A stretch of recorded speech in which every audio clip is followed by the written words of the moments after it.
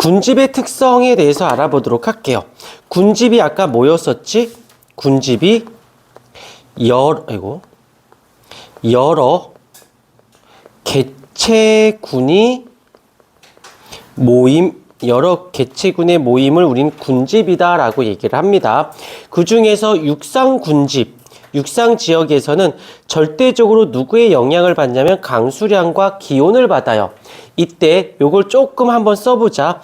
기온인 경우에는 따뜻하다, 춥다를 얘기하는데 두 가지 형태로 나뉩니다. 하나는 위도별, 고위도, 저위도. 알겠지만 고위도는 추운 데고 저위도는 더운 데겠죠. 그 다음에 고도별. 고도라는 건 높은 지역, 낮은 지역을 얘기하는 거. 그래서 높은 지역은 춥고 낮은 지역은 따뜻하다라는 것이고, 강수량은 말 그대로 별건 아니고 물의 양적 개념. 열대우림, 물이 많은 지역, 비가 많이 내리는 지역이죠.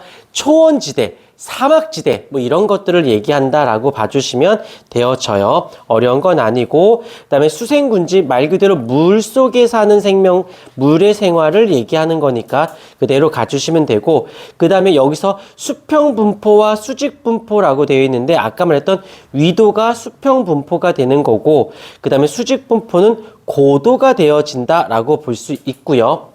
그 다음에 여기서 요걸 봐주는 게 좋아. 얘를 좀 더 확대해 볼게. 이걸 어떻게 보는 거냐면 X축, Y축으로 구별합니다. Y축, 그 다음에 X축으로 구별을 해서 X축으로 봤을 때 왼쪽이 강수량이 많은 지역이고 오른쪽은 강수량이 적은 지역, 그 다음에 여기서 아래쪽이 따뜻한 지역, 위쪽이 찬 지역으로 따졌을 때 왼쪽 아래는 비도 많고 따뜻한 지역이 열대우림 지역이 되어지겠죠. 그 다음에 여기서 둥그렇다라는 건 위도를 표현한 거야. 그래서 여기가 왼쪽, 오른쪽이면서 고위도, 기온이 낮으면서 강수량이 적은 지역을 툰드라 지방이라고 해서 그 정글의 법칙인가? 뭐 그래서 막 야생에 가서 막 사는 거 있었잖아. 그때 정글 이런 데 가다가 한 번은 이런 거의 툰드라 지역에 준하는 지역에 간 거야. 미쳐버리는 게 뭐냐면 일단 너무 추워. 그리고 풀떼기가 별로 없어. 그러니까 동물들이 살기가 굉장히, 그래서 한 번인가 촬영하고는 다시는 촬영 안 하고 항상 어디로 가? 요 지역으로 많이 가지. 벌레 많고 하지만 일단 풍요롭잖아. 대신 이제 죽을 위험도가 높고, 나는 한번 죽기 전에 그 정글의 법칙처럼 이렇게 야생에서 생활하는 걸 한번 죽기 전에 한번 해보고 싶은데, 한번 해보고 싶어. 내 마음은 그래. 가서 아마 이따가 이제 뭐 그렇다고. 자, 여기서 고도에 따른 걸 보도록 할게요. 이쪽 혹시 너희들 일산 가본 적 있니? 일산? 한 번도 안 가봤다. 그래, 자, 나중에 일산이나 어떤 지역을 가면은 가로수들이 있거든. 희한하게 가로수가 이렇게 생겼다. 거짓말 아니라 진짜 이렇게 생겼어. 내가 사진 찍어 가져올게. 왜 나뭇잎들이 이렇게 삼각형으로 되어 있어요? 왜 그러냐면 이유가 있어. 빛이 비치면 여기 있는 애도 광합성하고 이쪽 애들도 광합성 해야 하잖아. 근데 나무가 이렇게 자랐다고 치자. 그럼 이쪽에서 다 받고 이쪽은 덜 받지? 이해됐어요? 식물이라고 함부로 무시하면 안 돼요. 얘는 살겠다고 다 열심히 산다잉. 나중에 가끔 가을 같은 날이나 여름 때 이렇게 가끔 이렇게 초저녁 때 황혼이 딱 졌을 때 이렇게 우연히 이렇게 봤는데 가로수들이 그 나무들이 이렇게 정말 이렇게 보면 정말 딱 선이 그어질 정도로 진짜 딱 이렇게 돼 있어. 근데 어떤 이제 같이 있던 분이, 야, 어떻게 나무가 어떻게 저렇게 잘라놓은 걸 누가 저기를 올라와서 어떻게 자르지? 안 그러고선 설명이 안 되는 거야. 너무 딱 떨어지니까. 근데 그 옆에 나무도, 옆에 모든 나무들이 다 이렇게 생긴 거야. 야, 저거 어떻게 다 잘라놨을까라고 하는 거에서, 아유, 뭐, 공무원들이 잘랐겠지. 뭐, 일단 강아지 같은 소리가 건지는 거야. 아, 문과 나부랭이들 어떡할 거야, 이거. 그래서 내가 조용히, 과학적으로 얘기해. 그랬더니, 얘기해봐. 있더라고. 물어보길래, 광합성을 하기 위해서는 위에는 좀 적은 양이 있어야 햇빛을 균등하게 받아서 생장을 균등하게 일어나기 위해서 삼각형으로 해서 햇빛의 양을 균등하게 받으려고 식물들이 저렇게 한 것이 공무원들이 자른 건 아니야. 라고 했더니, 오. 그러면서 재수없어. 아니, 물어봐 놓고. 이렇게 근데 여기서 봐라. 얘네들이 얼마나 대단하냐면 이 나무가 옆에 있는 나무가 이렇게 자랐다고 생각해 보자. 이렇게 되면 여기가 겹쳐버리죠. 절대 이렇지 않습니다. 반드시 이렇게 해서 일정 거리가 이걸 어떻게 알았냐면 나무들이 되게 많은 이런 데 가서 이 식물학자가 나무와 나무 사이의 거리를 그걸 또 재보고 있다. 재봤더니 오차 범위가 정말 1m 이내인 정도로 나무와 나무 사이가 거의 이렇게 같더래요. 그리고 이게 드론이라든지 헬기나 위에서 나무들을 봤을 때 우리가 많이 봤을까 뭐 단풍 졌을 때 헬기로 지금 상공에서 봤을 때 단풍이 졌어요 막 이런데 되게 알록달록해 보이지.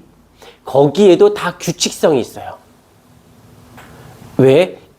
똑같은 나무가 바로 옆에 있지 않고 약간 거리를 둡니다. 여기 딱 붙지 않고 거리를 둬요. 서로 영향을 줄 수 있으니까. 그 다음에 얘와 얘 사이에 서로에게 영향을 주지 않는 어떤 또 다른 나무가 여기서 자랍니다.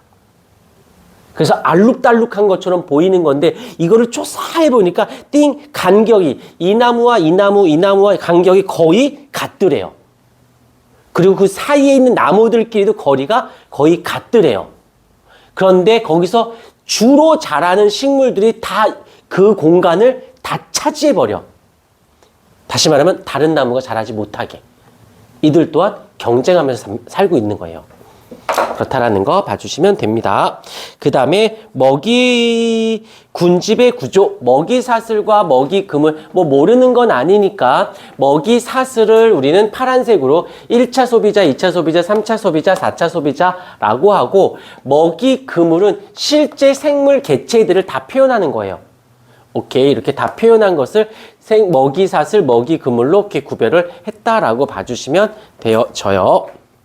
그 다음에 넘어오셔서 나무 살림의 층상 구조를 보게 되면 잘 자라는 애, 좀 덜 자라는 애, 지표 쪽에 있는 애, 땅 속에 있는 애라고 해서 여기서 교목층, 아교목층, 관목층까지는 요 초본층까지는 주로 어떻다?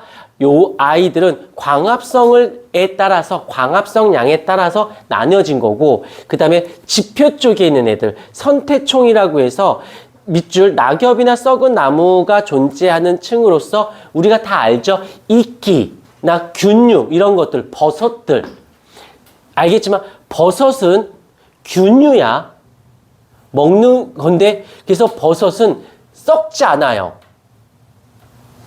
왜냐면 걔 자체가 균이거든. 오래된 건 먹지 말고. 그리고 땅 속에 살아. 지중층이라고 해서 여기서는 균류, 세균류, 두더지, 지렁이 등 땅 속에 사는 것을 얘기해서 이렇게 나눠줬다라고 봐주시면 되어집니다. 그 다음에 군집의 구조. 요거는 살짝 하나 별표 한번 쳐주도록 할게요. 별표 한번 쳐주고 그래서 군집의 구조에 영향을 미치는 개체군 누구 먼저 할 거냐면 지표종하고 희소종을 할게. 지표종이라는 것은 말 그대로 무엇이냐면 특정 환경 조건을 충족하는 애들. 누굴까? 판다 하면 떠오르는 식물이 누구야? 대나무지. 걔는 그 지역에만 특정 지역에만 코알라 그러면 기억나지? 개만 그런 걸 지표종이 되는 거야. 그 다음에 희소종, 말 그대로 희소성이 있어. 희소성이 있어요 라고 해서 희귀하게 발견되는 것을 얘기합니다. 여기까지는 됐어. 근데 내가 하려는 건 사실은 문제상에서는 우점종과 핵심종이 나오거든. 우점종은 말 그대로 걔가 서열 1위인 거야. 그 지역에 우점종 그러면 개체수가 가장 많거나 넓은 면적을 차지해서 동그라미 대표하는 아이를 우리는 우점종이라고 하고, 그 다음에 핵심종, 핵심이 된대. 우점종은 아니긴 한데 큰 영향을 미치는 개체군을 우리는 핵심종이라고 얘기를 합니다. 그래서 그렇다면 우점종이 누굴까? 핵심종과 어떻게 구별하지? 하는 걸 이제 뒤에 가서 이제 배우게 되어질 거예요. 그 다음에 군집의 천이. 천이라는 말에다가 동그라미를 치고 변하는 현상이라고 좀 밑줄을 그어주실까요? 그 다음에 또 1차 천이라고 있습니다. 1차 천이 밑줄 그어놓고 생물이 없던 곳 밑줄, 마지막에 안정된 상태인 극상을 이룬다. 그래서 극상이라는 말의 뜻은 마지막 안정한 상태, 모두 다 이룬 상태, 마지막에 안정한 상태를 우리는 극상이다 라고 표현을 한다는 거. 그 다음에 건성천이가 있고 습성천이가 있는데 먼저 건성천이 먼저 볼게. 여기서 중요한 건 뭐냐면 생명이 없다가 모두 다 이루어진 걸 극상이다 라고 해. 이때 마지막 단계가 누구냐면 음수림이에요. 양수림, 음수림이라고 되어 있는데 양지식물, 음지식물. 자, 여기서 예전에 막 바닥에 이제 식물들이 자랄 거야. 그러면 광합성을 막 알겠지만 동물보다 식물이 먼저 나왔으니까 잘 자라겠죠. 그래서 쭉쭉쭉 잘 자라서 양수림이 발달을 해. 잘 자랐어. 그러니까 근데 그 다음에 태어나는 애들은 위에서 다 광합성하니까 자기 가렸잖아. 그러니까 살 수가 있어, 없어? 못 사는 거야. 그러니까 어떻게 저 옆으로 가든 멀리 날아가든지 할 거야. 근데 못 살아. 근데 죽어버리든지 그래도 살려면 햇빛의 양이 많아 적어? 적단 말이지. 근데도 살아야겠어. 아씨, 저놈 새끼 때문에 내가 못 살겠는데. 그러니까 어떻게 조금 자라는 거야. 햇빛의 양이 적어도 살 수 있는 음지식물의 형태로 돼야지만 완성이 됐다라고 볼 수 있죠. 그래서 음수림까지 되었을 때가 극상을 이루었습니다 라고 하는 것이고, 그 다음에 습성천이는 스타트 지점이 좀 다른 거지만 결국에는 중간 단계로 가게 되면 초원 단계부터는 똑같은 형태로 가서 결국에는 음수림이 되었을 때가 극상을 이룹니다 라고 얘기를 하는 것이지요. 자, 그 다음에 넘어와서 옆에 2차 천이를 볼게요.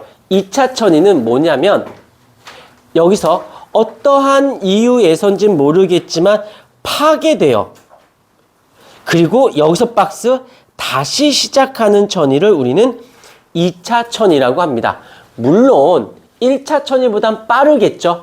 아무래도 한번 경험을 했고 아직은 좀 남아있는 애가 있었으니까. 그래서 2차 천이가 일어났다라고 봐주시면 되어져요. 어려운 건 아니고 계속 가볍게 들어주시면 되어집니다. 자, 그 다음에 아까쯤에 내가 뭐였었지? 핵심종이 있었고 우점종이 있었다고 그랬지. 그거를 이제 구별하고 싶은 거야. 그래서 군집의 조사 방법으로 여기서 요거는 별표를 쳐주는데 어려워서 별표를 치는 게 아니라 얘는 단순 암기예요. 단순 암기가 되어지는 건데 썼죠? 잠깐 밑으로 갔다가 올라갈게. 방영구법이라고 해서 어떤 특정 지역을 여기 썼어. 어떤 지역을 정사각형을 만들어. 그 다음에 동일한 면적으로 짜갭니다. 쪼갰어요. 그 다음에 요거 하나 있지. 요거 하나 이제. 요거 하나를 방영구라고 해. 한 개의 방영구라고 얘기합니다. 여기까지 무슨 말인지 이해가 됐지? 이제 위로 다시 올라갈게요. 위로 올라가게 되면 이제 밀도, 빈도, 피도. 그래서 여기서는 뭐 상대 밀도, 상대 빈도, 상대 피도라고 하는데 그래서 먼저 밀도를 먼저 볼게. 밀도는 자, 얘네들을 어떻게 좀 잡아주면 좋냐면 얘를 요거 밀도와 피도를 이렇게 살짝 묶어 주셨으면 좋겠어요. 전체 방영구의 면적이야. 이건 방영구 개수를 따지는 게 아니라 그냥 전체 면적의 개체수만 따지면 돼요. 약간 얘는 아까 아침에 배웠었던 밀도와 비슷한 거지? 밀도와 같아. 피도는 뭐냐면 분모는 똑같아. 전체 방영구의 면적인 건 똑같은데 밀도는 개체수고 피도는 면적이 되는 거야. 어떤 면적? 전체 면적에 내가 구하고자 하는 그 생명체가 살아가고 있는 그 특정 종을 차지하는 면적. 얘는 특정 종의 그들의 개체수. 이해가 됐죠? 그 다음에 빈도 때문에 문제인데 빈도는 전체 방영구 전체 개수분의 방영구 수. 자, 이건 뭔 소리냐? 이쪽으로 와볼게. 내려가 볼게. 예를 보자. 여기서 보게 되면 질경이를 볼게. 질경이가 얘지. 그러면은 빈도는 어떻게 돼? 총 면적이 몇 개 있어요? 여기에 하나, 둘, 셋, 넷, 다섯, 하나, 둘, 셋, 넷, 다섯. 그럼 25개지. 중에서 질경이가 몇 칸 차지해? 한 칸 차지해. 그러면 25분의 1이 된다라고 하는 거야. 빈도는. 오케이. 그 다음에 거리는 1m, 1m니까 곱하기 1에다가 얘가 0.1, 0.1, 0.01이 되는 거겠지? 그럼 이제 밀도가 되는 거고. 어떤 말인지 알겠습니까? 얘는 외우셔야 돼요. 잘 문제상에 나오지는 않지만 당장은 외우지는 않으셔도 됩니다. 왜냐면 이 출제 빈도수가 되게 낮아. 되게 낮는데 가끔씩 학교 내신 너희들이 수능 쪽이 아니라 학교 내신 쪽이니까는 너희들이 좋은 점은 원래는 위에 선배들은 배운 게 수능 때까지 가야 되지만 지금 너희는 내신만 하면 끝나면 돼요. 단점은 고2 2학기 때 투파트를 해야 된다는 단점이 있고 고3 1학기 때 투파트를 해야 된다는 단점이 있는데 그리고 끝나면 뭐 해야 돼? 다시 통합과학 공부해야 되지. 그러니까 여기서 이제 얘는 학교 선생님이 더 중요해졌어. 그래서 선배들하고 다르게 너희는 내신에 굉장히 집중을 많이 하셔야 돼요. 많이 하셔야 돼. 그래서 학교 선생님께서 얘를 프린트를 내서 설명을 해줬다 그러면 나온다는 소리고 얘를 그냥 스킵하듯이 하면은 대놓고 선생님 이거 내실 거야 안 내실 거야 물어봐야 돼. 모르겠어 그러면은 하고 공부해야 되고 안 내라고 하실 때도 많아. 왜? 굳이 낼 것도 많아 죽겠는데 알겠지만 이 생명과학의 원래 선배들은 1년 과정이었어.